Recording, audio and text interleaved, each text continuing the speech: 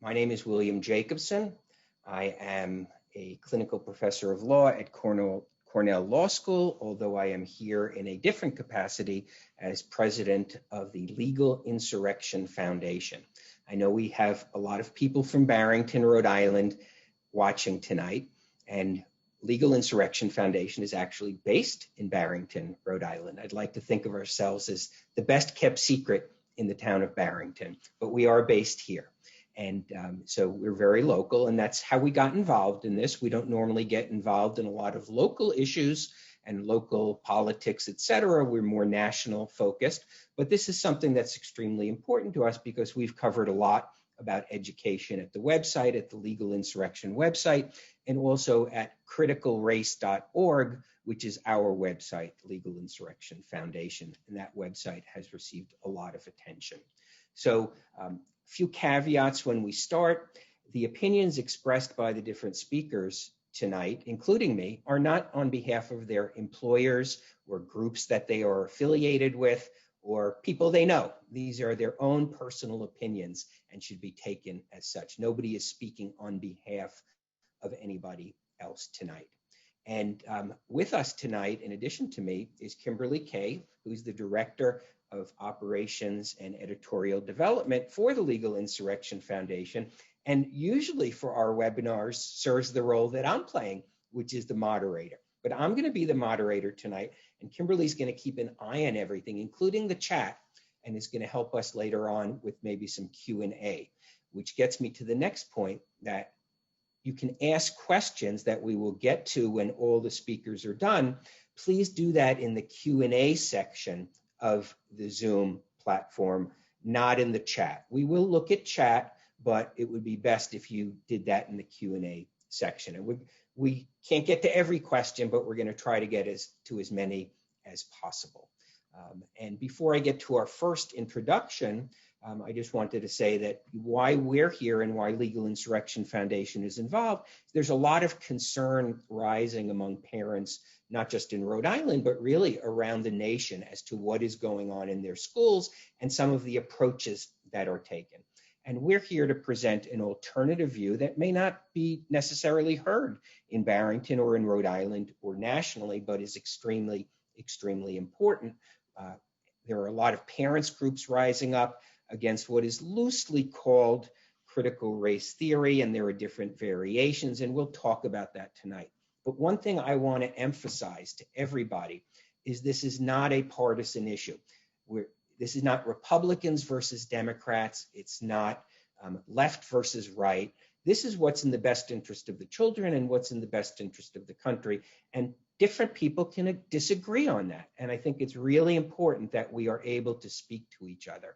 I noticed on Facebook, related to entries that were posted about this event, somebody said that this is a waste of time. They're not going to come and listen to what we have to say because this is just an exercise in white fragility. And that's not really helpful. I mean, whether you agree with it or not, Ibram X. Kendi spoke, sponsored by the town of Barrington a few weeks ago. I attended that. I don't agree with him, but it's important to listen and to hear alternative points of view. And that's why we're here. With that, I'm not going to say a lot more, except that I will give short introductions, and Kimberly will post in the chat a more detailed bio for each of the speakers. And then I will do that before each person speaks, as opposed to trying to do several of them at once right now. And so the first speaker who's going to give an introduction is really the person who is in many ways the sponsor of this event. This event is sponsored by the Barrington United Veterans Council. We agreed to help out. So this is a Barrington United Veterans event supported by the Legal Insurrection Foundation and also supported by the Rhode Island Council for Israel, Coalition for Israel. Which has helped with publicity and other things. So I'm going to turn it over to Lieutenant Colonel Paul Delchinos of Barrington United Veterans, who had a long career in the military and is a lieutenant colonel. and is the leader of Barrington United Veterans, and his bio will be put in the chat. And I turn it over to you now, Paul. Thanks, Bill. In the interest of time, I'll also try and keep my opening comments as brief as possible, as we want to allow as much time as possible for questions at the end, something that wasn't afforded for those of you that listened in on the Kendi webinar earlier last month. So the first thing, I'd like to thank Bill Jacobson of Legal Insurrection for assembling this outstanding panel of thought leaders who have a distinct non-racist approach on how best to support equal opportunity and inclusion in our community. In addition, I'd also like to thank our co-sponsors, the Rhode Island Coalition for Israel. So why is a local veterans group sponsoring a webinar on critical race theory? Believe me, this wasn't a fight I was looking for. Up until a year ago, I was perfectly happy hosting the annual Memorial Day Parade and advocating on behalf of local veterans on local issues. Unfortunately, last June, our very progressive and activist town council decided to begin to fly unauthorized partisan political banners under the American flag, which happens to be co-located as part of our Veterans Memorial. Obviously, the members of our Veterans Council were not pleased with this perceived disrespect to our monument and requested the town to adopt an ordinance that restricted this divisive type of activity. We obviously saw some First Amendment concerns with this form of virtue signaling, and we were concerned that this would ultimately lead to a slippery slope where more controversial banners would end up being displayed. In September 2020, our concerns were realized. A BLM banner was hoisted over our memorial, and it was to grace our town hall skyline for the next 5 months. Despite several contentious town council meetings where at least half the public attendees addressed their dissatisfaction with its presence. Instead, the town council doubled down and codified this practice into a new flag ordinance. Subsequently, the town council shot down several Barrington United Veteran Council requests for compromises, from allowing us to move the flagpole or to move the monument itself. In the interim, the town council, being the sole arbiters of free speech, rejected over a half a dozen honorable requests from the public to have their own banners displayed. Things as controversial as bringing awareness to veteran suicides or stopping anti-Semitism. I guess those causes just weren't woke enough for our town council. Well, little do we know, the flag fight was merely the first battle in a multi-pronged attack on our community and its values. The veterans are always the first to suffer casualties. Since then, we've seen efforts in our school department to de-level English language arts curriculum by eliminating remedial and honors courses. The explanation was, we're not achieving outcomes, equal outcomes in our advanced placement English classes. They came to this conclusion despite the fact that our high school doesn't track students. We don't have a tracking system. All students can sign up for AP classes, whether they're migrating from an honors course or not. The town also recently created an exploratory committee of community stakeholders to determine whether our town needed to create a permanent standing diversity, equity, and inclusion committee. Well, you know how that goes. It was basically a predetermined foregone conclusion of what the results would be. I was fortunate enough, or misfortunate enough, to be one of the 5 token libertarian-minded members of the group, which consisted of 40 community representatives, some of them not even from our community. I attempted to get the group to expand its definition of DEI to include diversity of thought. Unfortunately, I was only given lip service, as all the guest speakers and the dialogue focused on perceived systemic racism within our community. No alternative thought leaders on the subject were allowed to present contrarian points of view to the stakeholders. Only those in the gang of 5, I'll call us, that were brave enough to speak up were allowed to express any differing opinions. This culminated with the town council promoting a webinar with critical race theorist Kendi, along with the help of the Barrington Public Library, who provided their Zoom hosting capabilities as well as advertising and distribution of Kendi's book Stamp. The impetus of tonight's event is in response to the local government's one-sided activism and refusal to allow an open exchange of ideas in the public forum. And predictably, the Barrington Town Council and the Public Library were unwilling to extend the same level of support to us as they did to the Kendi event. When the members of my council all joined the military, we all took an oath to defend the Constitution of the United States against all enemies, foreign and domestic. That oath didn't have a sunset clause or an expiration date. So there's the answer to the original lead-in question. The civil rights of our citizens, as articulated in the Bill of Rights, are under attack. Freedom of speech has been curtailed. Dissenting opinions have been systemically canceled from the public forum. Until a more democratic form of local governance can be restored to the town of Barrington, the Barrington United Veterans Council will remain the community's and the town council's conscience. I thank you again for participating in this event. Thank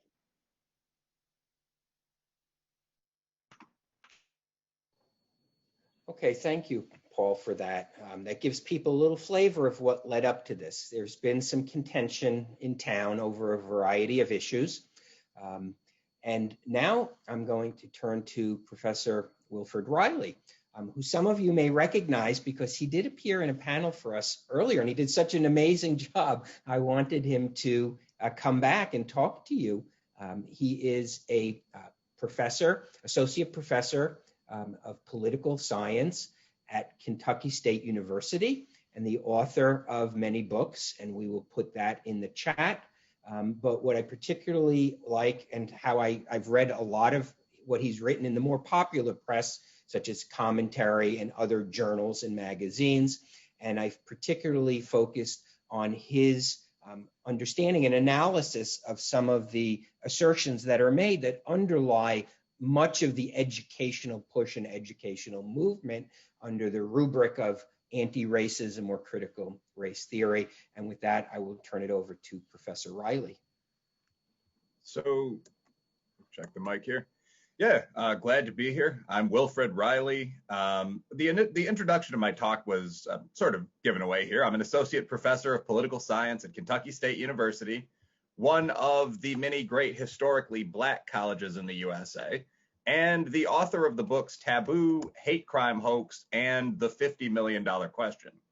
And the focus of the prepared part of my talk today, I understand we'll also be answering some questions, is one, what CRT or critical race theory, and more broadly, the kind of Dr. Kendi version of anti-racism are, one, and two, what some of the problems with these theories are in terms of teaching them in a high school or using them for diversity training purposes in a business. And I think it's fairly important to understand this because this debate gets into the very meaning of words. And in my opinion, language here is often intentionally used to manipulate people. So an example of this would simply be the word racist or anti-racist. The huge majority of Americans today are anti-racists in the classical sense of disliking those who are personally bigoted against other people. Last I read, the percentage of whites who, for example, oppose interracial marriage was down below 10%. It was around 5% for African Americans, for Blacks, and for Latinos. 17% of loving marriages in the most recent year on record are interracial. So in this context, almost everyone wants educational curricula to reflect the diversity of our country's history, teaching about MLK, the Black hero, and JFK, the Irishman, and the role of the Chinese Americans in essentially building the West. The percentage of people who want racist teachers at the podium defending slavery would almost certainly be under 5%, 3%. But ironically, it is this positive consensus that's used to push CRT. CRT curricula and training programs, if you look at the materials used to market them, are almost invariably billed as something which sounds quite innocuous, like diversity education or sensitivity training, perhaps anti-racist education. But speaking as an academic, that's not a fair or honest description of what CRT is. Critical theory is, as most of those watching probably know, a long-established, often Marxist-associated paradigm in education, higher education. And critical race theory is simply the branch of CRT that deals with people of color instead of the poor or the working class as the victimized group that is being focused on.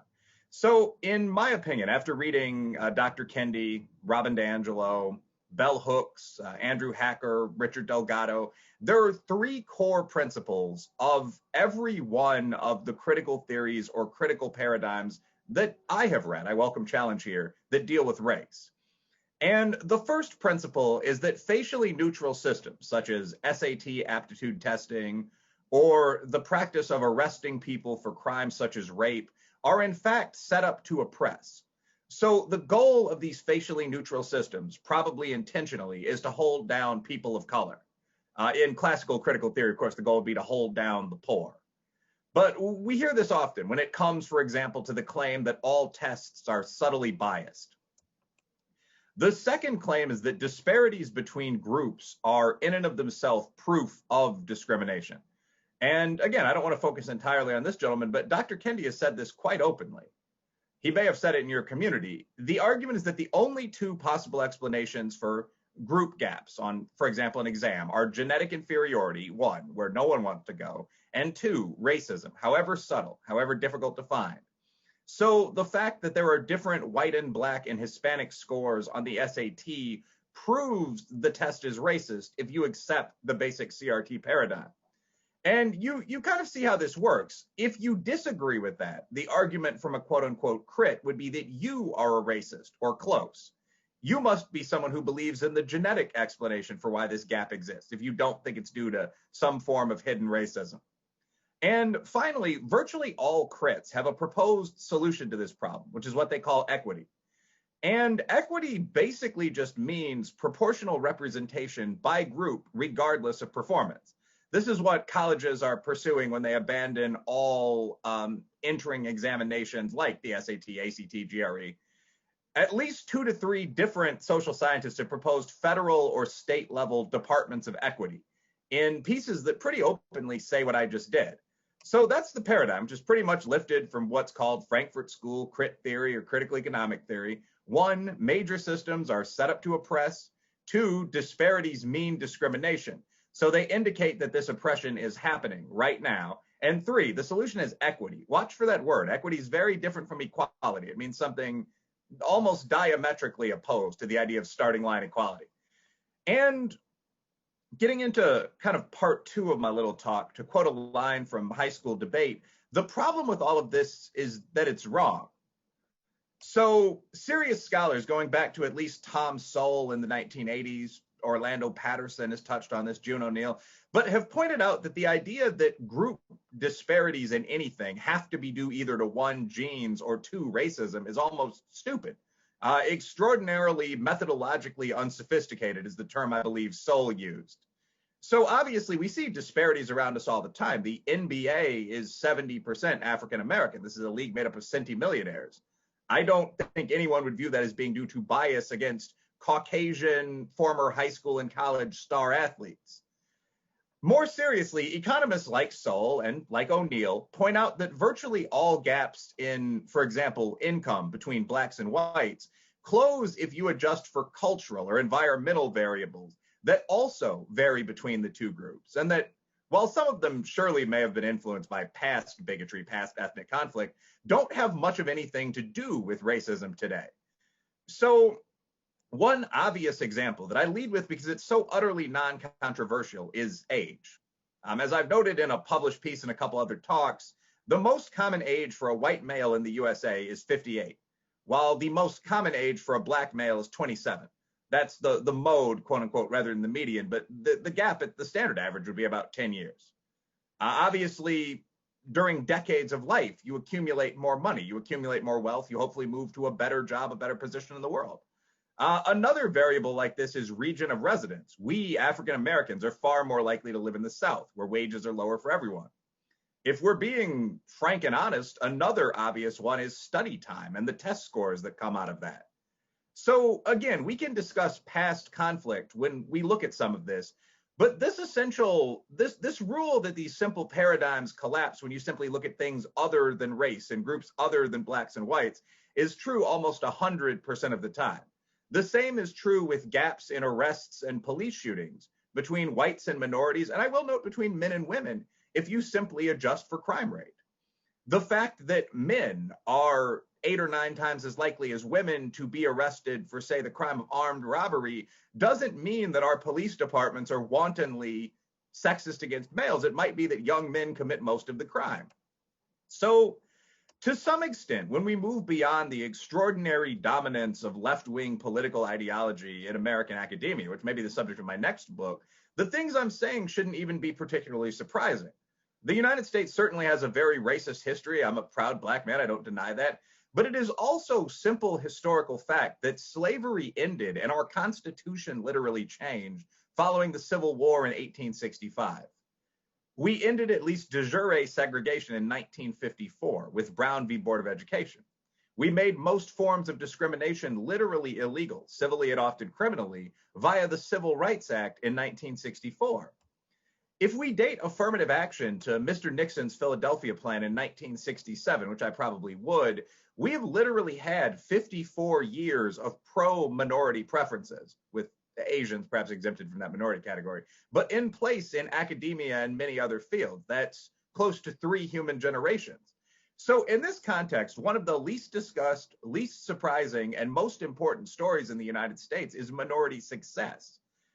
In the recent piece in Commentary Magazine that was just mentioned, I noted something that seems to almost never be mentioned in the mainstream media or even in the academic press, that 8 of the top 10 income earning groups in the USA right now are not white. I don't want to go through all of these, but number 1 is Indian Americans at $135,000 per year. Taiwanese Americans, Filipino Americans, South African Americans come in 5th. That's a group of mixed black and white. The country, I believe, is 80% black and what's called colored. Indonesian Americans, number 7, Pakistani Americans, Iranian, or perhaps they would prefer Persian Americans, Lebanese Americans. And just scrolling down the list of these, which I have printed out, Chinese Americans came in at 85,000, Japanese Americans, 85,000, Ghanaian Americans, Nigerian Americans, the highest performing black groups, not far below it all. And it's hard not to contrast this with some of the Caucasian populations that I live near here in the South. So Cajun Americans were 75th in the United States. Every group that I've mentioned so far came in ahead of the white average, by the way. But Cajun Americans, $52,886. And my neighbors here in Kentucky, Appalachian Americans, $38,593. This isn't a race, this isn't a game, but it's impossible to square any of this with the almost nonsensical claims we often hear of modern white supremacy, for example. So that's it for my speech, essentially. In part 1 of this, that is CRT, the argument that any disparity between groups means discrimination. And the second chunk of what I just said is my issue with the paradigm. It's not that CRT is too edgy and challenging, or that it makes white people afraid, that makes many serious social scientists disagree with it. It's that in a world where Asian and African guys make up 25% of the students in the Ivies and are suing to expand that, a lot of it is basically just wrong. It strikes me personally as a series of dated ideas that basic analysis proves to be wrong. So that is why I oppose it. That's my intro. Look forward to questions. Great, thank you very much. Really appreciate that. We'll take questions, but that'll come towards the end. And so our next speaker is Paul Rossi. And remember, I think there was a movie many years ago, 6 Degrees of Separation, that somehow you always are connected to somebody. Well, I didn't realize it, but I'm actually connected to Paul. Paul's father is a famed, now retired law professor at Cornell Law School. And I only put 2 and 2 together recently when I was talking to Paul. So we are somehow all connected. Paul I found out about because he wrote a piece for Barry Weiss's Substack that really rocked the world in many ways, rocked the education world. And it was called, I Refuse to Stand By While My Students Are Indoctrinated. And he is essentially a whistleblower for what was going on. He's a math teacher, and I think math is one of these stark areas where, yes, 2 + 2 does equal 4, okay? And yes, I think parents of every demographic and race think their children should be taught math properly, like showing your proof and things like that. And Paul blew the whistle on it, and I'll let him describe what he saw, how he blew the whistle, and what has happened since then. But he really is one of the heroes of what's going on in secondary education because he spoke up. Thank you, Bill. Really appreciate being here and having the chance to talk about my experiences and hopefully some things I've learned since I was relieved of my teaching duties as a result of events that started really in February 24th at a racially segregated meeting of 200 students and about 40 of my colleagues.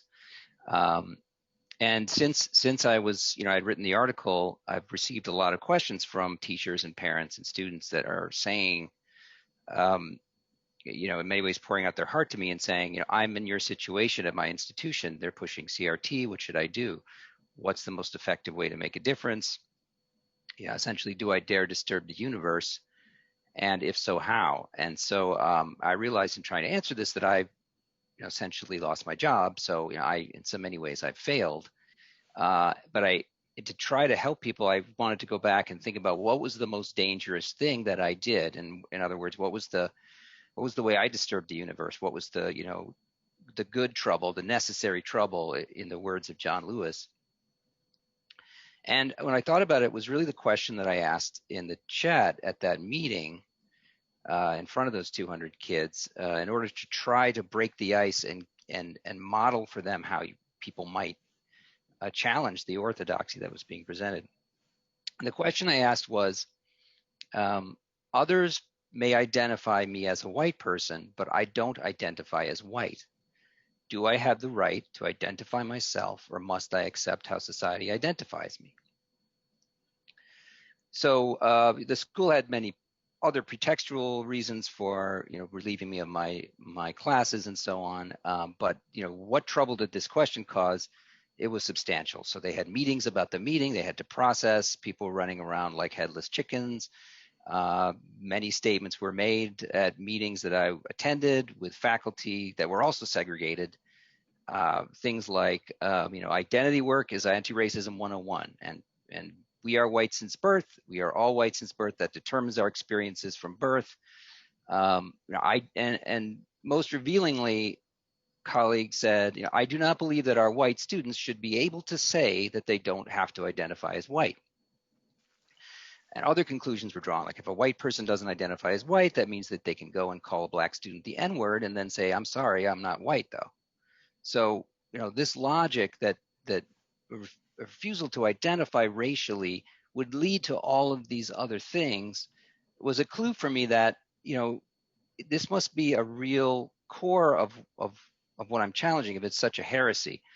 So in the past few months, I've been really interested in researching the curriculum and finding out why is identity so important to CRT, particularly racial identity. And what I realized was looking at the curriculum at our school and other schools was it starts in kindergarten. So the Pollyannic curriculum, which our school used, they have 8 lessons devoted to color right from the beginning. And at the end of those 8 lessons, students, the teachers are challenged to say, well, if you feel like it's the right time, you should link this color awareness to racial identity.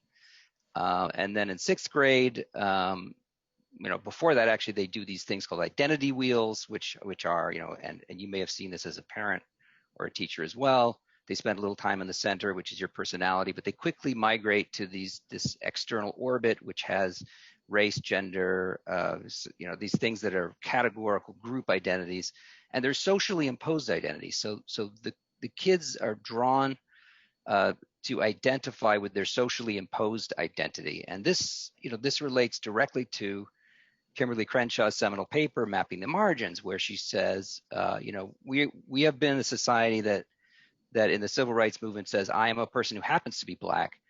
What we should be doing is to explicitly and self-consciously take on the socially imposed identity and empower it as an anchor of subjectivity, saying, I am black. So in terms of the pedagogy, once this sort of operating system is installed, they can run all these programs on top. Once the child is racially identified and identifying themselves as a race, they can say, okay, because you're white, you're complicit, you're privileged, you should be an ally, here are your marching orders, you're good. Because you're black, you're oppressed, in case you don't know it already, many do, but you can expect people to treat you badly. Your job is solidarity and liberation from oppression, here are your marching orders, good. So by my challenging identity as the sort of fulcrum of this ideology, I had committed what I realized was I put my hand on the third rail. So I come back to the question that people have been asking me, how can I disturb the universe? How can I communicate? my opposition. And, it made me think, well, by the time most teachers and parents and students encounter this ideology, it's too late to argue anyone out of it. I mean, the board is signed on, the mission statement's published, the hires have been made, the curriculum's in place. So, I started to think, during the labor movement, there were wildcat strikes. During the Vietnam War, people burned their draft cards. They tossed their medals over the fence. During the civil rights movement, at Woolworth's in 1960, sit down at the lunch counter. And this is a way to sort of force the moment to its crisis. And not by an argument, but by an act. The act is the argument. It's taken in faith that you're projecting a better world. You're making an act of faith that by living in society a certain way, as if it was already changed for the better, it would inspire others to do the same. So what do I propose, to people that ask me this question in a context where this indoctrination is playing out at the level of identity? I thought about a situation I was in years ago when I failed to act. I was in a DEI training where we had just done the identity wheel, and now we had to split up into racial groups to talk about shared experiences. And I remember feeling very strongly that there was this kind of seduction happening, linking our identities to our socially imposed identities, but I couldn't figure out what. And I had been told, well, if you have problems, you should lean into your discomfort. But looking back on it, I was like, what would I do now if I had the awareness I do now? And so what I might have done is I might have said, calmly and rationally say, I acknowledge the reality of racism in the world, but I also understand that race is a social construct. It's a false concept instantiated into the world to perpetuate and rationalize oppression. And because it is false, I refuse to identify with lies. I identify as a human being. I assert that my personhood is my individuality, my conscience, my agency, and my principles. And then I would pick a spot in the room, preferably in the center, and calmly announce that I was in an affinity group of one, the human affinity group, and I would welcome anyone else that wanted to join. And I would stay there for the whole session, participating fully, doing all the group work just by myself. Sometimes in my imagination, I do this as an American instead of a human being, but the same thing could work.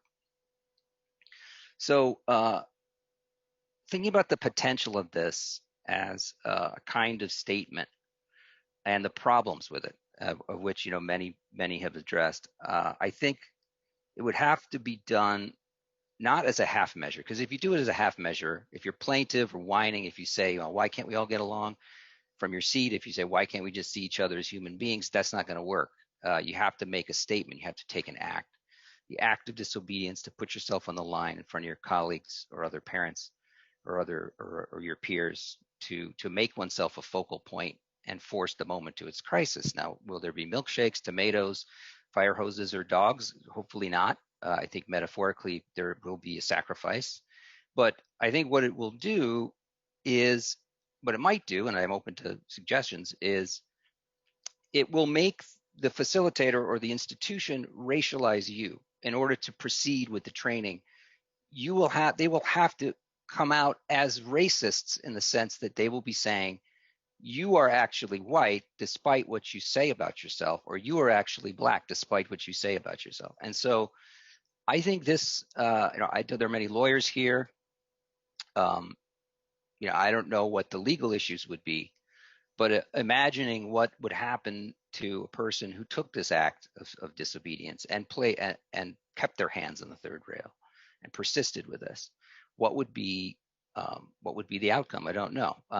Now I realize, just to be honest, that racial de-identification, if you're going to call it that, would be at least an order of magnitude harder for a black identified person than for a white identified one.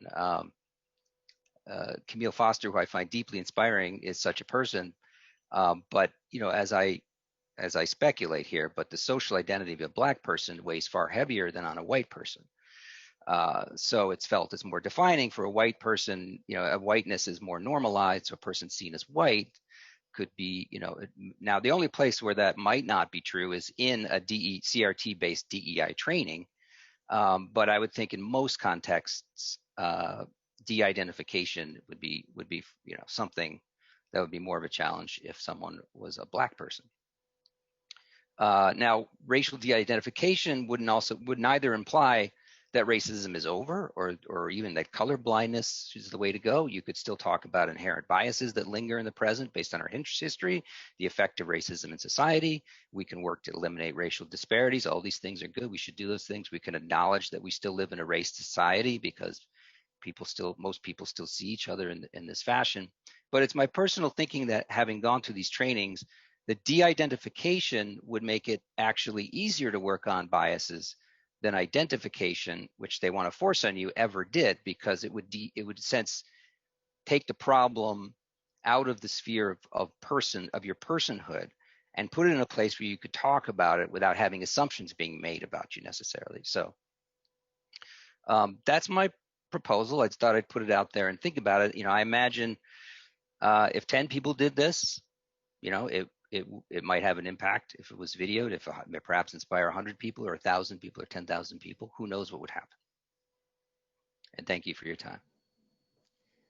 Great, thank you, Paul.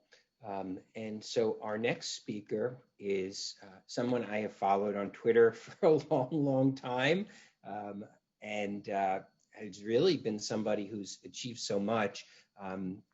But particularly recently, Azra Nomani, who's the Vice President for Strategy and Investigation at Parents Defending Education, has a long storied history as a Wall Street Journal reporter, has been in the news somewhat, not only for the work she's doing for Parents Defending Education, which is great, and I'm sure she'll talk about that, but also there's a lawsuit pending in Virginia regarding, I think it's Thomas Jefferson High School, and we've written a lot about this, where the allegation in the lawsuit is that the minimization or reduction of the influence of standardized testing was done for the purpose of discriminating against Asian students. And I use Asian very broadly because Asian American students were a majority of the high school.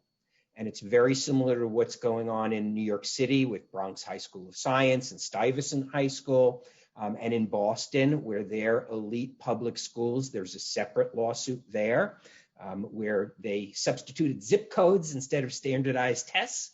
And these are all done, frankly, as a way to minimize Asian American success in testing and academia and gaining admission.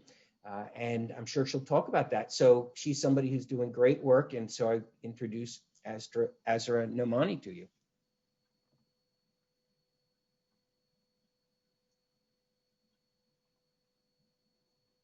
Thank you so much for having me, Bill. I really appreciate it. And I'm really inspired by all of the conversation that we've already had. I mean, the stories that we've heard are of people who have taken risks. They have taken remarkable risks in their lives. They are people of different identities. They are people of different stories and biographies.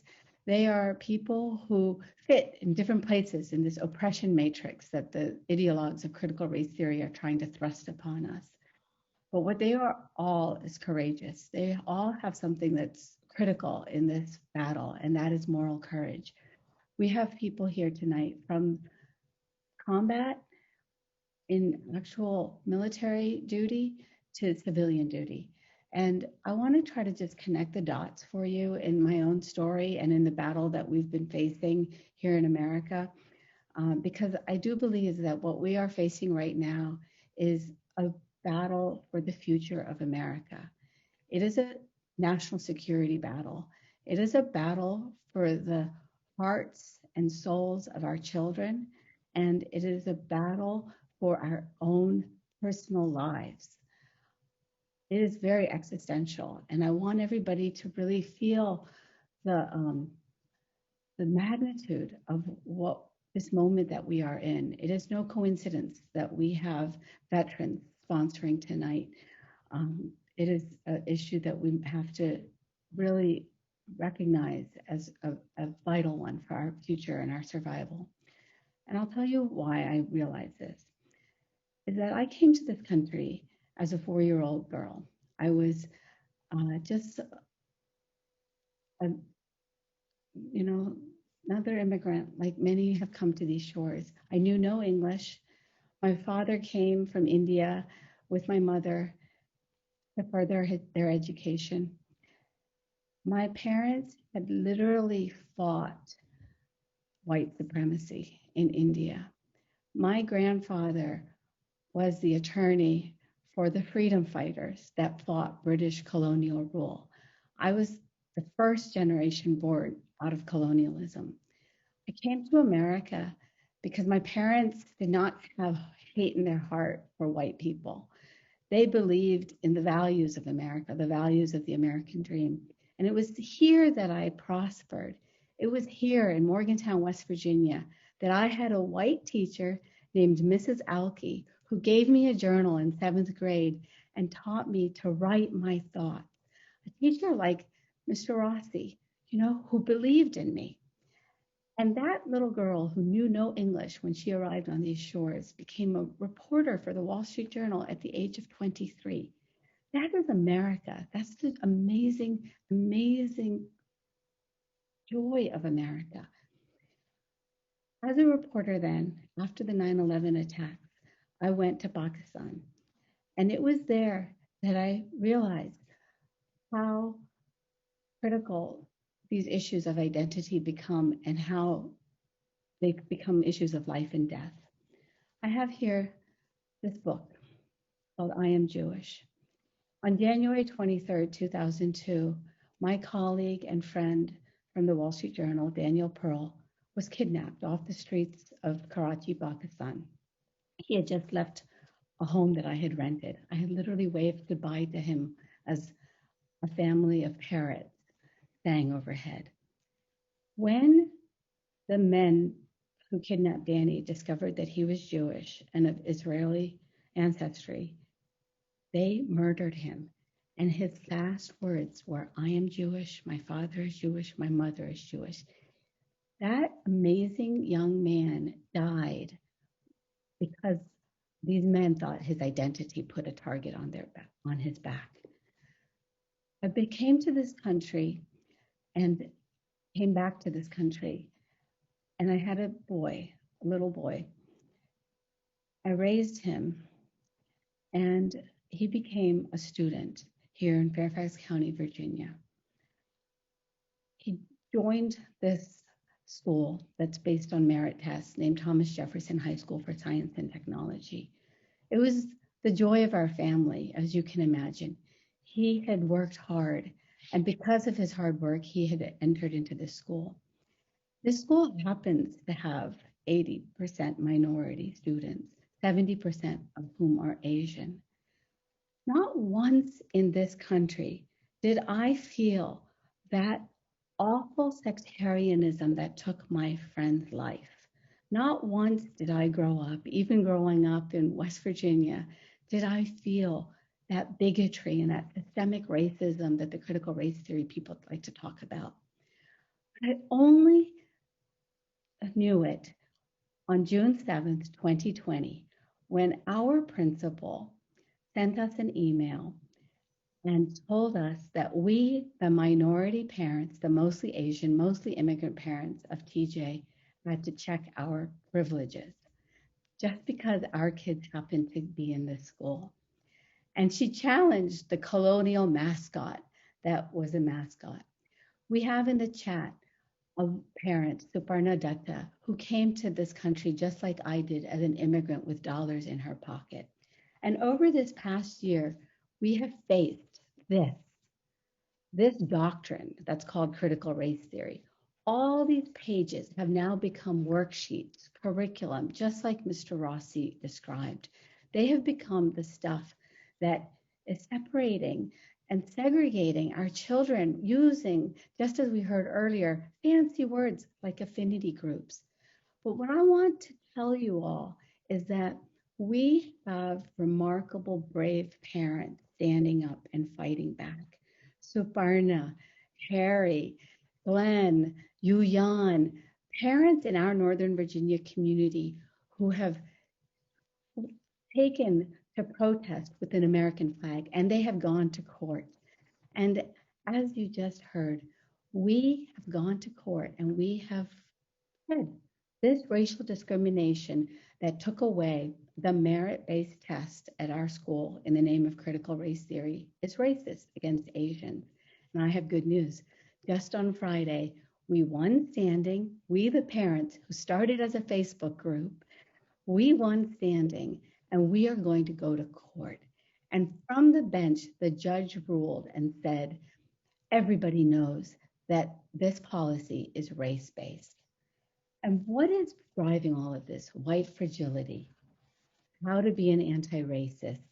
I listened to Ibram Kendi for that hour that the Barrington, Rhode Island Town Council sponsored him to speak, and he railed against the kind of beautiful America that we have learned to appreciate.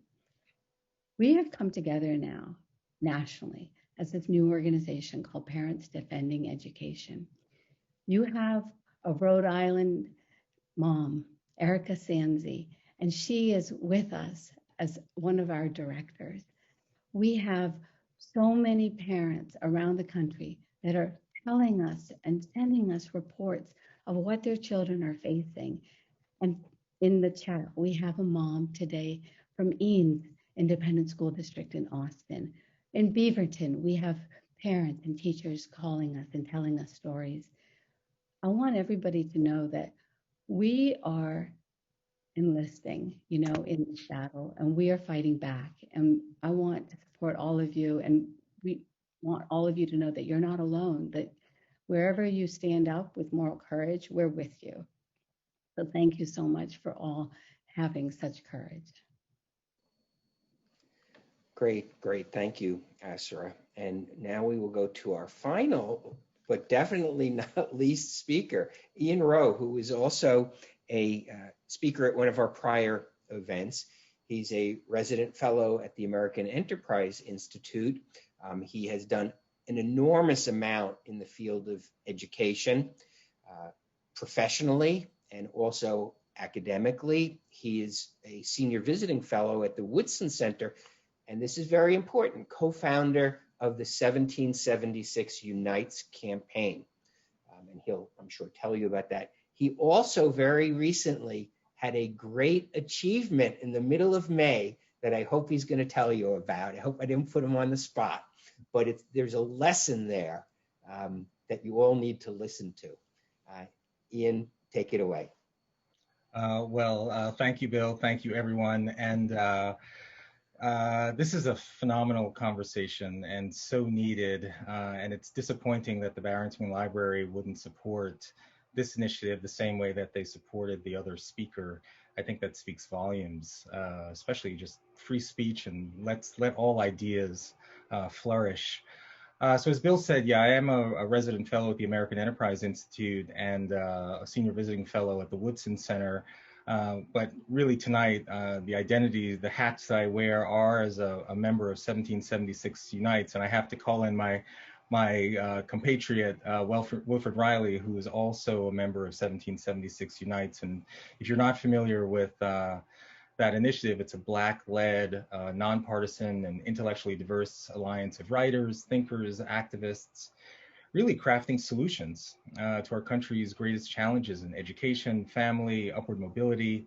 It was launched in February of 2020 by civil rights veteran Robert Woodson and a number of Black leaders who we acknowledge America's history of racial discrimination, yet we recognize that there are pathways that have been taken by millions of Black people, past and present, who are not bound by a defeatist ideology that we consider critical race theory.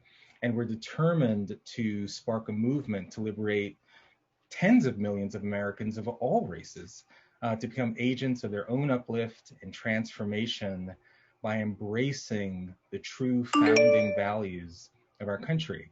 But my biggest identity tonight is really as an educator. For the last 10 years, well, first of all, I'm a proud product of the New York City public school system myself, kindergarten through 12th grade. I went to Brooklyn Tech, one of the specialized high schools in the city. For the last 10 years, I was the CEO of a nonprofit network of public charter elementary and middle schools in the heart of the South Bronx and the Lower East Side of Manhattan. We had more than 2,000 students, primarily low-income Black and Hispanic kids. and more than 5,000 families on the wait list to get into our schools. And frankly, our parents, they chose our schools because they knew they would likely face some form of racial discrimination, but they knew it wouldn't be debilitating, that if they had access to a great education, great curriculum, great teachers, high expectations, they could build the skills and habits to become agents of their own uplift. And I was so inspired by my time running the network of elementary and middle schools. I'm now launching a new network of character-based international baccalaureate high schools that will launch in the South Bronx in 2022, next year. And the core operating set of principles of this high school network will be equality of opportunity, individual dignity, and common humanity across race. That's the core element of how we want all of our kids. We're not seeking to reduce the identity of our kids or the faculty to these singular reductionist immutable characteristics and then ascribe negative or positive characteristics to those. It's the opposite of equality of opportunity, individual dignity, common humanity. And we think we need more models of excellence like that, encourage more leaders to recognize that our faculty and our students and families, we're all individuals with enormous potential and not to be reduced to singular characteristics. And, I was actually asked to testify at the Rhode Island State Legislature a couple of months ago, because in Rhode Island, like much of critical race theory, there's a theory that any racial disparity in terms of percent differences in achievement levels must be caused by structural racism, as Dr. Riley said before. So I decided to do some research. And what's always interesting about this stuff is if you look at the National Assessment for Educational Progress, NAEP, it's often referred to as the nation's report card. It's given every 2 years at 4th grade, 8th grade, and 12th grade. And so since 1992, every administration of this exam, there has never been an instance in which a majority of white students are even reading at proficiency or at grade level. It's a stunning realization, because critical race theory just continues to posit white supremacy, white domination, and the fact of the matter is we have a large majority of white kids who are not reading in our country. Is it because of systemic racism that is happening? And so it conflicts with the narrative of Black people just constantly being this oppressed group. And in Rhode Island in particular, because there was some legislation being considered to ban critical race theory, there were similar discussions around that the percent of white kids reading at proficiency levels was higher than the percent of Black kids reading at proficiency levels. And that is true. But when you actually look at the data, in 2019, the number of 8th graders in Rhode Island who are reading below proficiency in 2019, there's 784 Black students. There were 2,233 Hispanic students, again, not reading at proficiency in 8th grade. And white kids, there were 3,429, nearly 3,500. So literally almost 5 times the number of white students not reading at proficiency levels in 2019 in 8th grade relative to Black students. And yet the dominant narrative is that Black kids are being oppressed, when the real issue is that we have for decades a literacy crisis across race. And this is the foundation, the very weak foundation, for so many of the other social issues down the road that we're constantly seeking solutions for, and it's right before our very eyes. And one of the dangers of critical race theory is that it sucks the energy out of any other explanation. Again, as Dr. Riley was saying, what about issues of lack of school choice? What about issues of lack of content-rich curriculum? What about issues around teachers not being effectively able to teach reading? What about the explosion in non-marital birth rates? So kids are being born into unstable family structures. There's a lot going on that we need to attack, but critical race theory becomes this monocausal solution, because if you think these disparities are solely based on systemic racism, then you will only develop monocausal or mono solutions that are all race-based. So that's why you start to see these implementations of race-based or segregated professional development, where, as Paul Rossi was saying, you'll have white teachers go over here, all the non-white or quote unquote BIPOC teachers go over here. The white teachers have to confess their white privilege, they have to that they admit that they're oppressors. The BIPOC group has to, sort of explore their marginalization. It's the most defeatist orientation for adults and for kids. And I think what's starting to happen around the country, just as Azra just said, is that the oxygen of critical race theory is these very divisive practices. One of the challenges is, how do you ban critical race theory? It's very hard to ban an idea, but you can ban the practices associated with critical race theory, which are the oxygen. We as a country, we fought racial segregation before, and I believe the same apparatus that we've used to fight segregated water fountains is the same apparatus we can use to fight the practices associated with critical race theory. So in many places across the country, for example, in Evanston, Illinois, there's a teacher that sued her local school district because they had these segregated trainings where they separated people by race. They had what are called colorism privilege walks, where they separated students. So imagine they had a line of students all lined up, and then they started asking a series of questions. And so imagine, literally, this was a statement: if you're white, take 3 steps forward. If you're black, take 2 steps backward.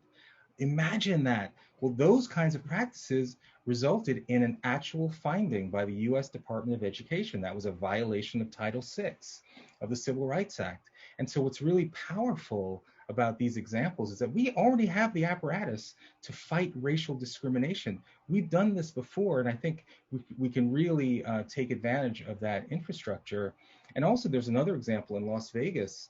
There was a student, a male student, who was actually the son of a black woman. His appearance is white, even though he's a child of mixed race, but he appeared white. And in this class called sociology, because of his appearance, he was forced to stand up and said that he had to, again, express his oppressive tendency because he's white, again, even though he's this mixed race kid, express his sexuality, all these identity levels, and it was compelled speech. And he resisted, and the school gave him a failing grade. And so again, the parent is now suing, and it looks like this could be a case of violation of freedom of speech, because they were compelling him to make these statements. The power of these things is it's giving us, I think, a framework for how to start to fight critical race theory. And something that's happening across the country, a number of states are seeking to ban the idea of critical race theory. It's kind of a slippery slope, because the only thing worse than compelled speech is suppressed speech. And we don't want the fight against critical race theory to fall prey to some of the same tactics that the people pushing critical race theory are using to cancel speech, which is why I think the apparatus of Title VI, the provisions that already exist to fight racial discrimination, the provisions that already exist to fight compelled speech, I think those are much more effective tools to leverage against some of the things we see happening in what's going on across the country. And so I'm very optimistic that if we stay as a community focused on excellence for all, that this myopic focus on percentage differences in Black kids in terms of their percent not passing versus white kids, again, even though these percentages might be different, when you look at the raw actual numbers, there are millions of white kids who are not achieving a proficiency. So this idea of achieving racial equity in terms of percentages would literally mean that all we would have achieved is moving Black kids in terms of reading performance from sub-mediocrity in terms of performance to full mediocrity. And that's not what any of us are interested in. We should be interested in excellence for all, kids of all races. The only distance that really matters is from where we are today and 100% for all of our kids. We need all of our kids reading by 3rd grade. You know, we have a literacy crisis in our country, and what critical race theory is becoming is a massive distraction from the focus on excellence for all. And so, you know, I obviously fight these issues on a national level, but I saw some of these issues happening in my own town with an equity audit in my own hometown. I decided to write a critique of that document. I'm happy to share that with folks. I think it can be a useful tool.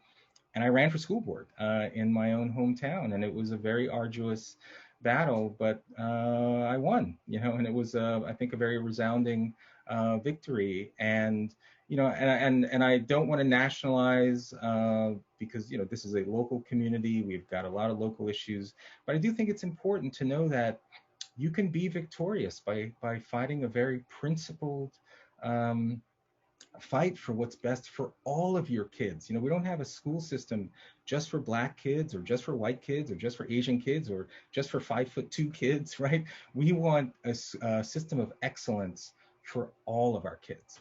And so maybe I'll just end with, you know, one of my favorite phrases from de Tocqueville's America. He said, quote, "The greatness of America lies not in being more enlightened than any other nation, but rather in her ability to repair her faults," end quote. And I just love that statement. I find it very compelling because it just resonates with the notion that America has had a history of racial discrimination. It is flawed, but we're constantly in pursuit of becoming that more perfect union. And while the founders did lay out inspiring ideals, they may not have always lived up to them, but that's our job. As educators, that's our job, to instill in young people the idea that in some ways they're like our country. They're like they have the tools of self-betterment and self-renewal built within. They are not defined by their race or their gender. These are not inherently advantaged or inherently disadvantaged. And I think that's why it's so important we fight against these practices associated with critical race theory. And I do think if we stay on these principled arguments, we'll ultimately allow and empower millions of young people to become agents of their own uplift. Thank you. Great, thank you, Ian. We're going to get to questions and answers from the audience, and Kimberly's going to help me with that. But I have a question first for both Ian and for Wilford. Tell us about the alternative that 1776 Unite presents, because a lot of people feel they don't really have the resources. They don't have an alternative to present at their local level. They're not professionals who do this. The other side seems to be very, very organized and have lots of money. Tell us a little bit about that group and what the alternative is that you offer to people. Will, do you want to start? I was just going to ask you the same thing. Yeah, I can take the ball first, just give some quick comments. So 1776 Unites, the very initial genesis of the group was to some extent as a response from many members of the Black social science and business community to the 1619 Project, which obviously, I mean, received a full issue of the Times Magazine. Everyone's familiar with that by now.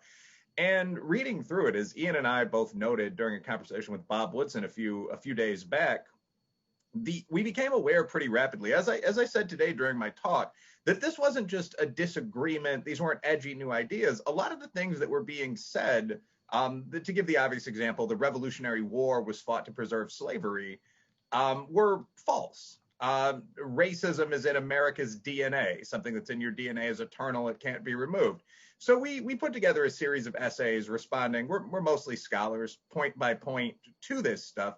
But then we moved on beyond that. So if you go to 1776unites.com today, you would see some of the things that we're doing in order to try to solve problems of education, problems of racial conflict, problems of poverty, which is not primarily a racial issue, so on down the line in the United States. And just at the most simple and basic level, one of the things that we offer is an alternative educational curriculum.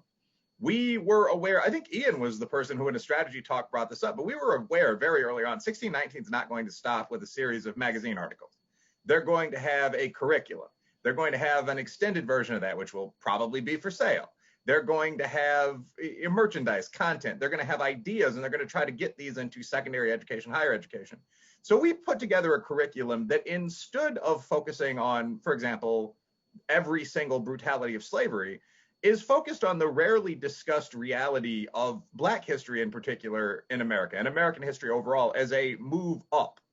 We began in some ways, by our standards today, as a primitive nation. The roads in DC were not paved. We had slaves. There were mutually genocidal wars between the first Americans and the great native tribes that occupied this land.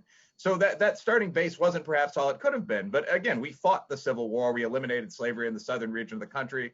For Black Americans, we fought consistently through help defeat Hitler during World War II, the integration of the US military, integration of the country in 1954. So the path is upward, and that's taught in our curriculum, which focuses, for example, on Black heroes. I believe Robert Smalls is in there. The moments that helped make us who we are today as one people, rather than every fight that occurred during that process of formation. So no one's denying history. We have what we think is a better and more accurate take on it, however, where you tend to focus on your military victories rather than your defeats as a healthy nation. But Ian, of course, I'm sure will say considerably more than this, and has played a major role in designing some of these things. No, that was excellent. So two things. One is, on Tuesday, 1776 Unites released a book called Red, White, and Black, rescuing American history from revisionists and race hustlers. Great title. Today, that book hit #1 on Amazon, which is quite incredible.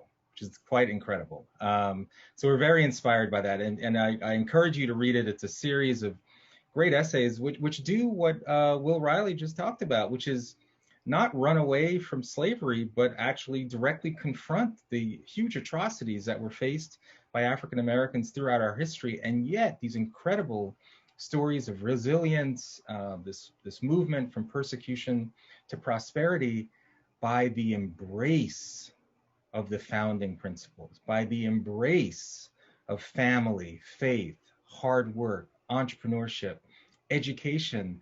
And so the idea is that these principles, again, even though they weren't always followed at the nation's inception, are accessible to us all. They've been accessible to African Americans and people from all over the world, as Asra said earlier, to realize their version of the American dream. So that's one thing I think that's really, really exciting. And as Will said, we're a group of doers, right? Part of the whole thing with critical race theory is that it posits that this structural racism is so overwhelming. I mean, I did a discussion this morning on C-SPAN on Washington Journal where I debated someone, a professor, Bryn Mawr, on critical race theory, and she was a big proponent of it. And a caller called in and said, gosh, if I listen to you all, Black, he identified as Black, he said, Dr. Wilson, I said, if I listened to you all day about everything that systemic oppression, I would never get out of bed. And it was a very real statement. And he said, have you even read Thomas Sowell? And she said, who's that? I'm like, what?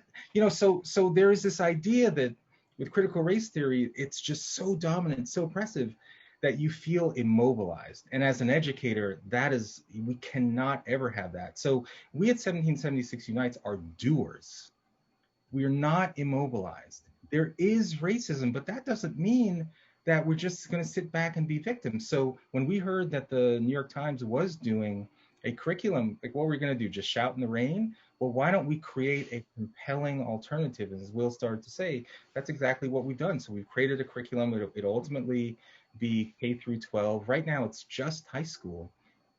And just in the short time we put it out there, we've had more than 11,000 downloads by teachers in all 50 states, homeschool parents, people running prison ministries, after-school leaders.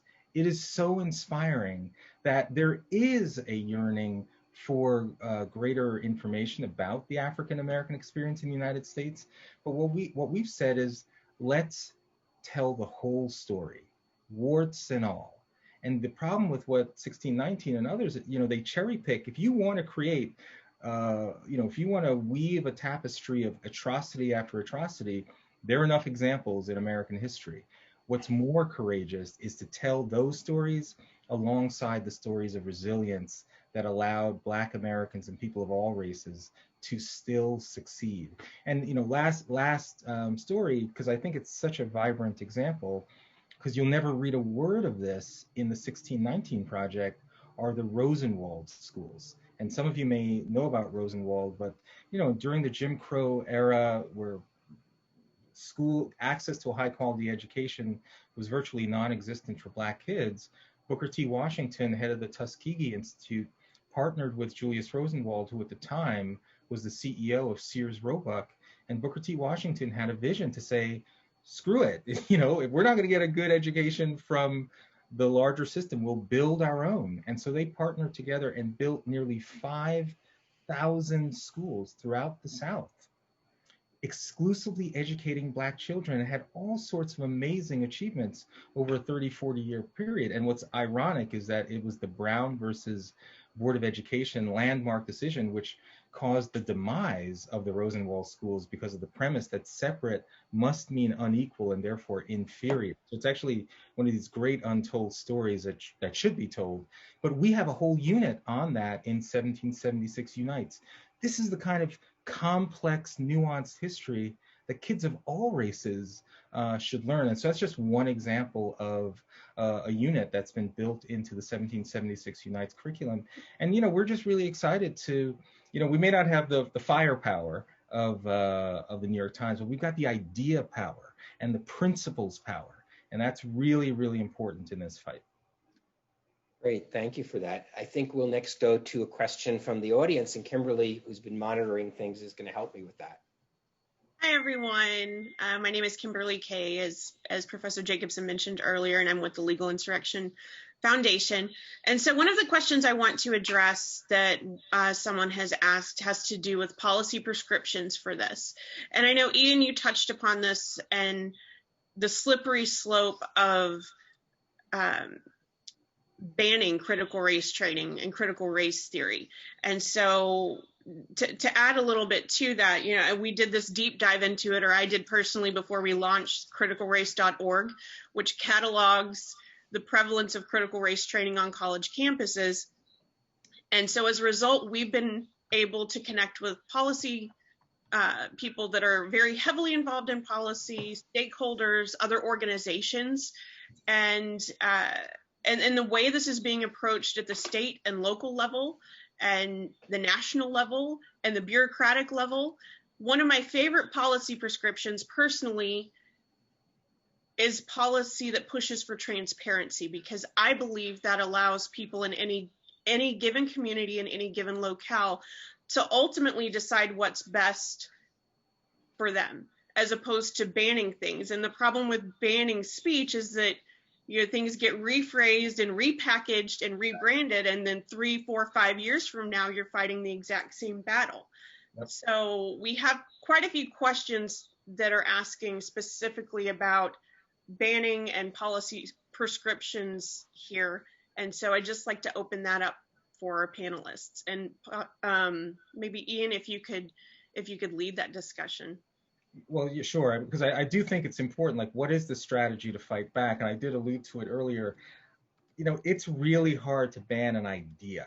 You can't ban talking about communism. You can't ban talking about Marxism, because then that gets into free speech issues, and it just we lose, in my view, our moral authority, because we're often accusing the other side of trying to cancel speech. And so I think the better strategy, and there are a lot of different opinions on this, but I think the better strategy, at least that I would pursue, are pursuing the behaviors that, again, that are the oxygen of critical race theory. That's the stuff. It's the separating teachers by race. It's the doing privilege walks with kids.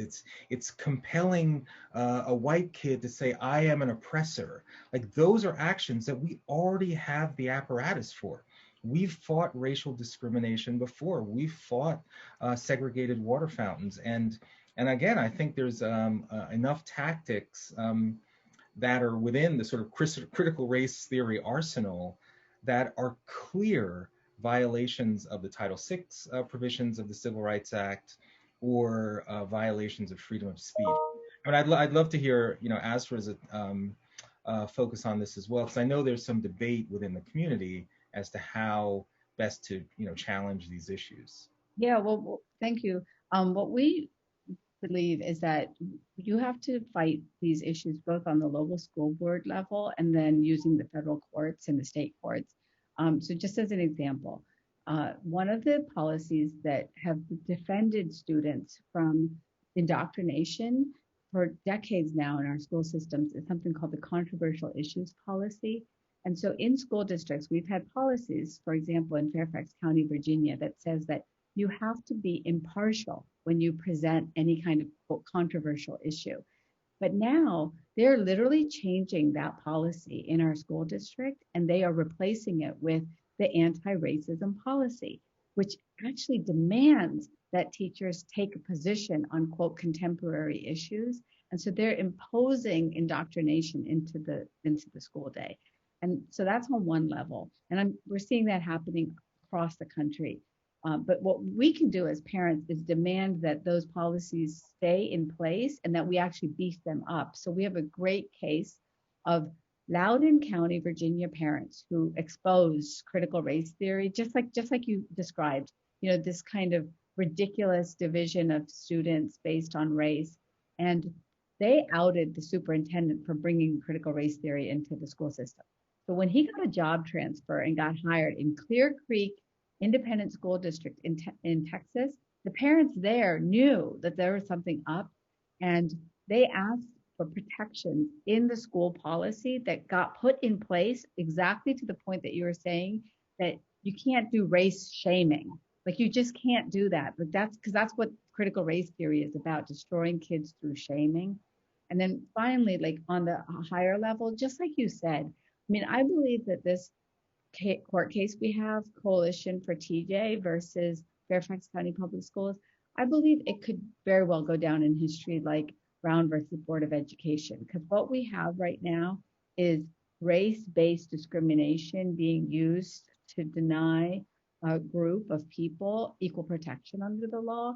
And Pacific Legal Foundation is the organization that's taken this to the courts, and they're ready to go to the Supreme Court. And as you all know, this is being challenged at Harvard and our higher ed places. But we cannot go back to dunce caps. Like, that's basically what critical race theory does. It's putting dunce caps on certain kids, and that's the sort of moral red line that we all have to put in the sand and say that's not okay, and using whatever laws that we can possibly use, including the Office of Civil Rights in the Department of Education. Even if we won't get positive decisions, we're filing OCR complaints. And I'll just end with saying that we filed one last week at Parents Defending Education against the Wellesley School District in Massachusetts that literally told kids that they could not go to a support group, a healing circle, after the Atlanta shootings if they were white. I know, just blows your mind, right? It's so cruel. But by the way, that's a great example of a practice that has emanated from the ideology that you can go after that practice. Yes, exactly. Yeah, I mean, I think there will be a lot of people are exploring legal avenues now. And, I think running for school board, forming a parents group, people a lot of times will say, well, I feel so helpless this seems like it's coming at us from every direction. And I think what I would say is do something. Do something. Whatever you can do will help.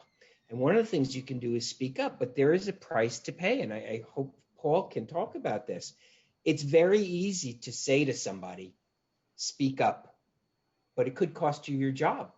And I first directed to Paul, but other people, what is the advice we give to parents out there who are concerned? But we know in the vicious internet that we have, expressing a view at your school board could end up with a Twitter attack on your employer trying to get you fired. So I would ask Paul, who's been through this, and certainly others after that can weigh in. What is your advice to somebody? Well, I can say, I could talk about the teacher experience a little bit more than the parents, but in my, what I've been doing lately has been volunteering for FAIR, Foundation Against Intolerance and Racism. We have Ian and Professor Riley are both on the board. And what we're seeing is that parents are very scared. Parents are scared of exactly that, and understandably so. So what we're trying to do is just start by creating networks of parents at the specific institutions so that they know how to find each other. Very often parents, they're in the dark, especially with COVID and being separated from each other. It's difficult to find like-minded parents. But once you form sort of a network of maybe 8 to 10 parents, you can start to act as a block and act in a way that's concerted effort. Maybe that means individually going to speak to the administration if it's an independent school, one after the other, or writing a letter, or doing things that are, very judicious and controlled and smart. But that's what I would say is the first step. The second thing, again, about transparency, I would suggest is find teachers, try to connect to teachers.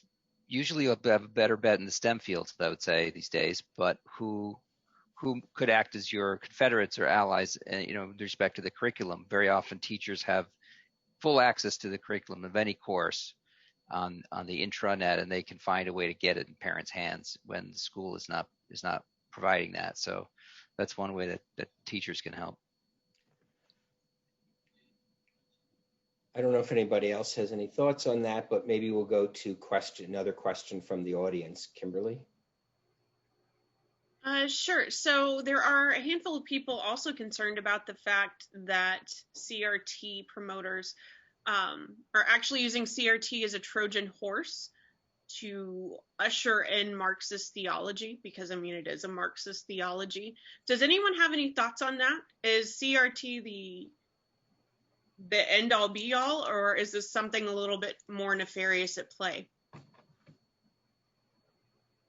Well, I would just say that the Trojan horse is the perfect metaphor for critical race theory. I heard somebody complaining the other day on CNN, our favorite, Don Lemon, basically was trying to gaslight America, and he did a segment on critical race theory, and they were just going on and saying, oh, it's only taught in law schools, and it's only taught in education schools, really gaslighting us about the actual practice as it plays out. And it is a Trojan horse for a lot. I really appreciated that we had a group here that was advocating for Israel, for example, sponsoring this event, because it is a Trojan horse right now for anti-Semitism. And from California, we see the ethnic studies program that's used to bring in very anti-Israel, anti-Semitic curriculum that the groups there have been fighting. It's happening now in New York City, where critical race theory and the intersectionality of victims is being used by principals to have them weigh in on Israel and the Palestinian conflict. And so that's one issue. And then definitely believe that the ideas of Marxism, or cultural Marxism anyway, are being used so that we create a division among people. I cannot even begin to tell you how many Chinese American immigrants are standing up against this, because they are having traumatic flashbacks to the Cultural Revolution in China, and they never imagined in a million years that they would come to America and face what we are facing today.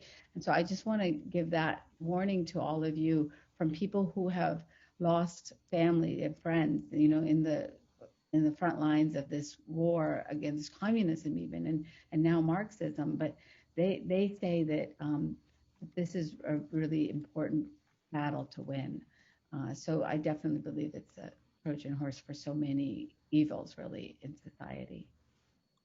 What I guess what I think here, that was a good summary. My personal opinion is that critical race theory and actual communism are often pretty different things. A lot of Marxists, if you look at the World Socialist website's response to the 1619 Project, actually think that CRT is a distraction from the real oppression, which is the oppression of the poor by the rich, as opposed to of Black Americans by white Americans. There are a dozen of these clashing critical theories, actually. I mean, there's a feminist version of this as well, within which the oppressor group is men.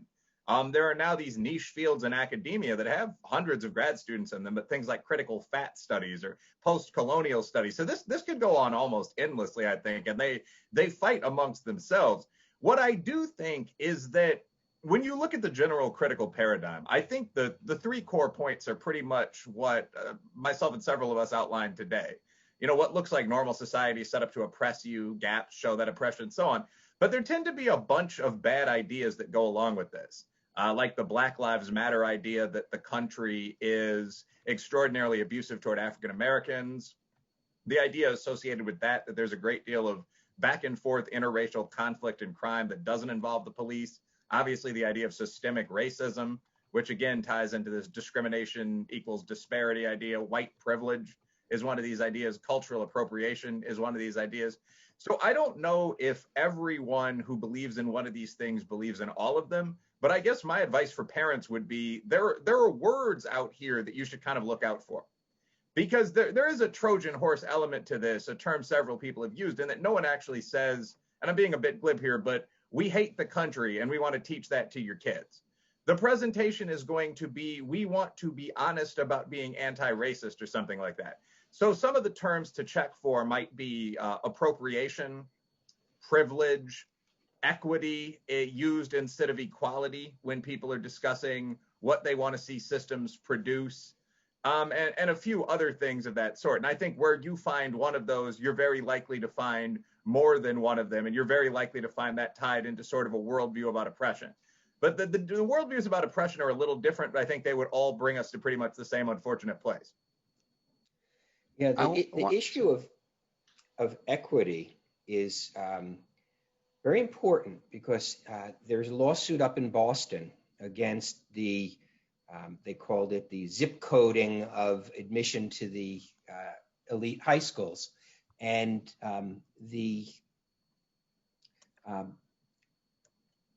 court found that there was no discrimination. It's now on appeal. But Judge William Young said, if there was evidence that the way they were instituting equity was to achieve a quality of result, he would not hesitate to find it unconstitutional. But he didn't find in that case that's what they were doing, because the zip coding was kind of a cute way of avoiding it. And I'm sorry, I think I interrupted Paul. He was going to answer that prior question. No, that's fine. It's really great. I wanted to say that one of the ways you can elicit, which goes to Bill's point, is elicit the true beliefs behind the pretty words of many of these very nice people who are diversicrats, essentially, deans of equity and inclusion, deans of belonging, deans of community life, deans of student life, is to engage in conversation. And I've actually, since they banned, before they banned me from the building, I spent a lot of time with the dean of community life, who about an hour and a half, really talking to her and trying to elicit what is the goal of all of this? What is the goal of critical race theory or base DEI?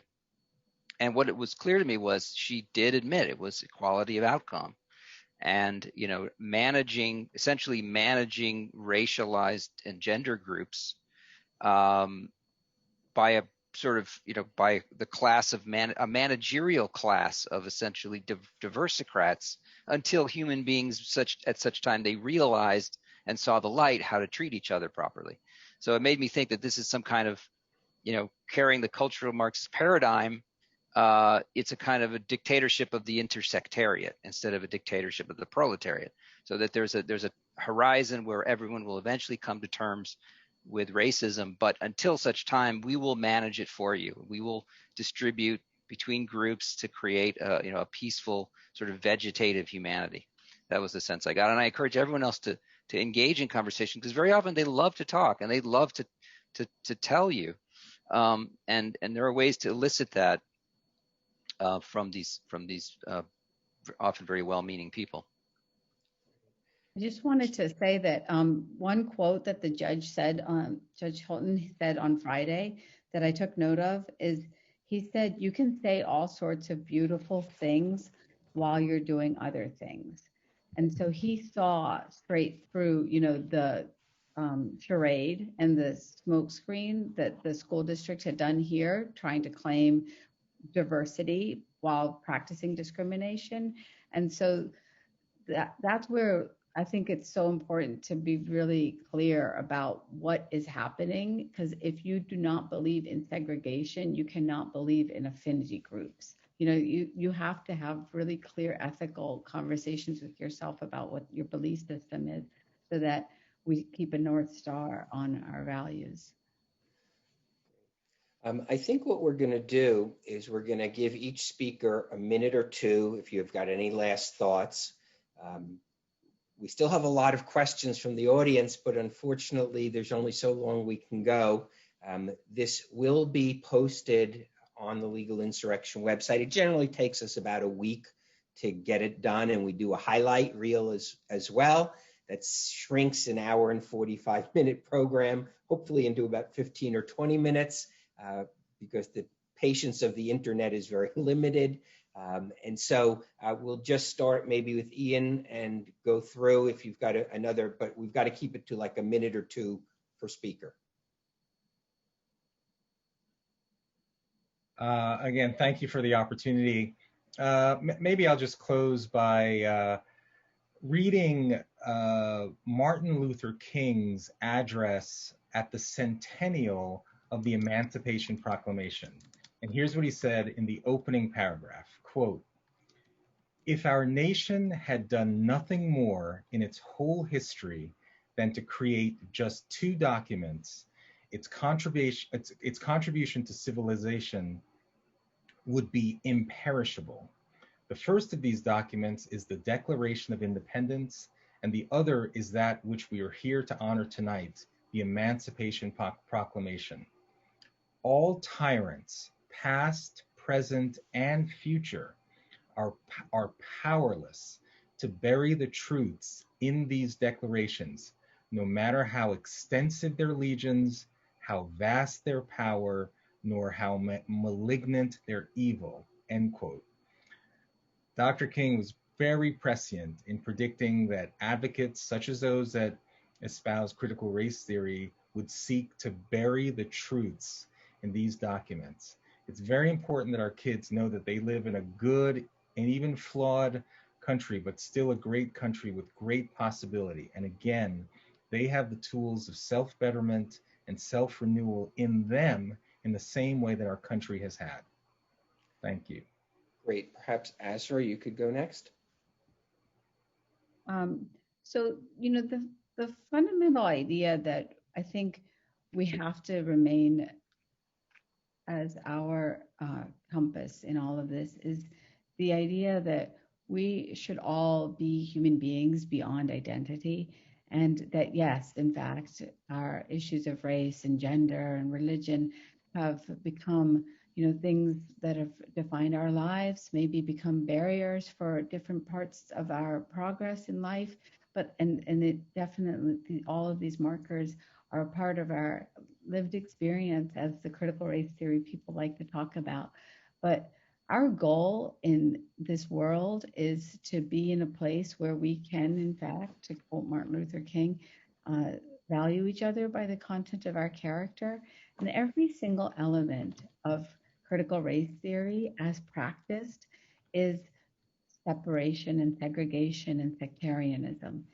It is a philosophy that has been expressed in many different forms through the history of time, causing some of the most unjust expressions of racial injustice in our world that we have decided are unacceptable.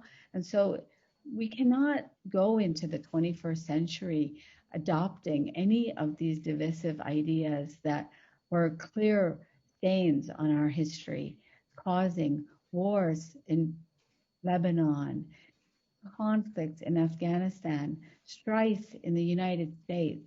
I mean, we are people who are living with hopes and dreams, each one of us, for our children and for other people's children. And a lot of people asked about how to manage fear. And I know that for myself, as I have looked at fear and acted anyway, it is because I know that if we each don't, then the inertia and the activism of those that want to destroy goodness in this world will overwhelm all of us then and define our society. Like, that's just the nature of how change happens. And so the only way we can stop it is by standing up, expressing our voices, whether it's anonymously or in front of your school board, and really championing those inner values that we think about when we rest our heads to rest on our beds at night, on our pillows. So thank you all for being in this battle with all of us. Great, thank you. Professor Riley? Sure. My conclusion might be a little less eloquent and classically ethical than the last two. Very simply, I think it's important to remember that the reason that many intelligent people oppose critical race theory and the other critical theories isn't that they're quote unquote edgy and new, or that white people are just scared of the truth or something like that. It's that most of what's being said is nonsense. This is empirically true across most of the movements that I just described. The number of unarmed brothers of black men killed by police in a typical year isn't 1,000 or 10,000, which is apparently, according to Skeptic Review, what the average American leftist thinks it is. Last year, it was 18. Similarly, every gap that we see between groups of people, or every struggle that we see young working class kids having with an exam or something like that, isn't due to hidden, brilliantly concealed racism. It's very often due to practical things: study time, father in the home. So my comment would be, don't be confused or manipulated by pleasant sounding nonsense. When someone says things that seem to directly challenge what you believe in, ask them to prove that what they're saying is true. This is, I think, the question many people would have put to Dr. Kendi here in your lovely community had he opted to take questions. And what I find from a dozen conversations of this kind is that this stuff almost never can be defended because a lot of it just isn't real. Keep that in mind as you continue the fight. Great, thank you. Paul Rossi? Yes, I just wanted to end maybe on a hopeful note. Since I published my article and I've been speaking with parents and teachers across the country, so many parents in particular, they're just realizing that this is a problem, perhaps in the last year. And the fact, if the sample size is accurate, would suggest that there are many, many more that are just waking up to this as a problem. So that gives me hope, and I'm very sanguine about the prospects for for moving the needle on these issues and for changing this country for the better. Great, thank you. Paul Delchinos?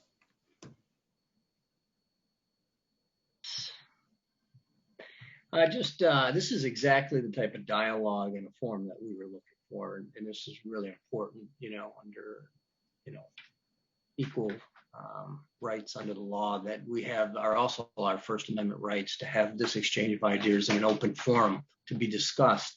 And I think it's important, from my time working in higher education, they always talked about creating a culture of academic freedom, right? With no threats of retribution and all of this. And it seems to have the classical liberals have lost that in the sense of defending those rights, to give the opportunity for speech that maybe you hate to still be spoken, and I appreciate this. I think this is what we want. This is to foster environment where we can learn critical thinking. If you don't present both sides of an issue, you don't learn how to think and distinguish critically.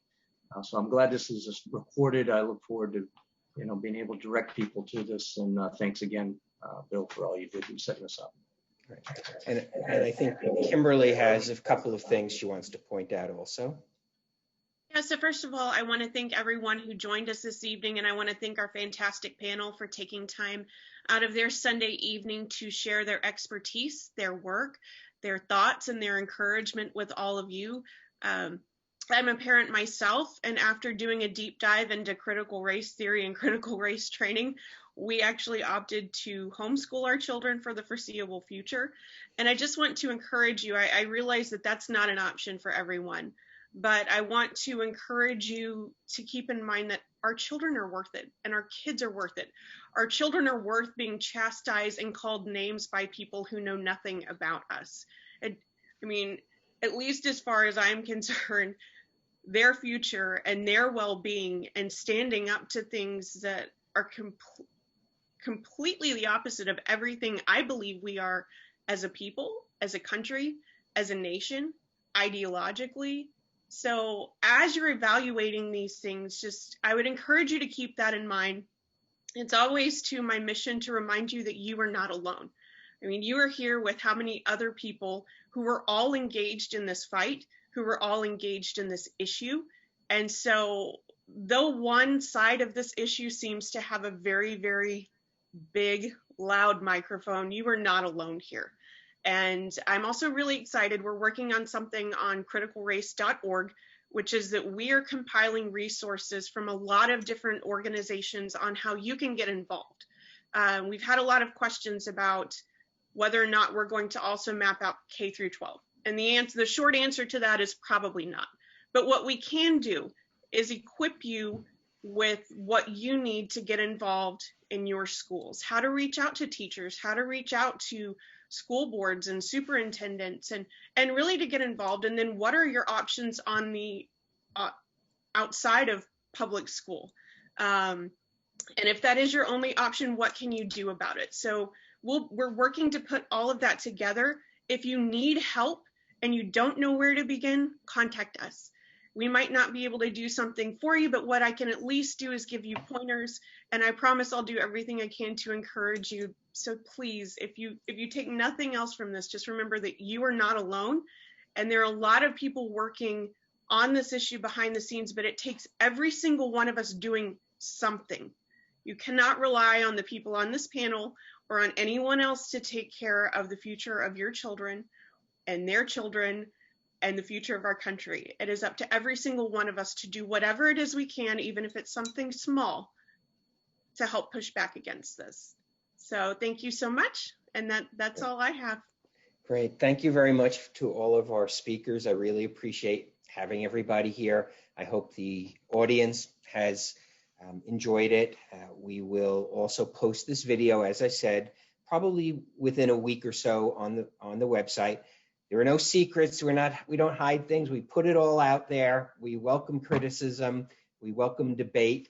And maybe we'll do something. Maybe we'll organize in Barrington a debate over online. I think that would be really helpful. Let's get people who disagree with us, keep it respectful, and let the people of the town decide. And maybe we can get the town council to sponsor that debate. I think that would be wonderful. And hopefully that will happen. So thank you all for coming. Legal Insurrection Foundation, the best kept secret in Barrington, Rhode Island. I guess we're not a secret anymore, and I hope I'll see some of my neighbors soon again. Thank you very much. Take care.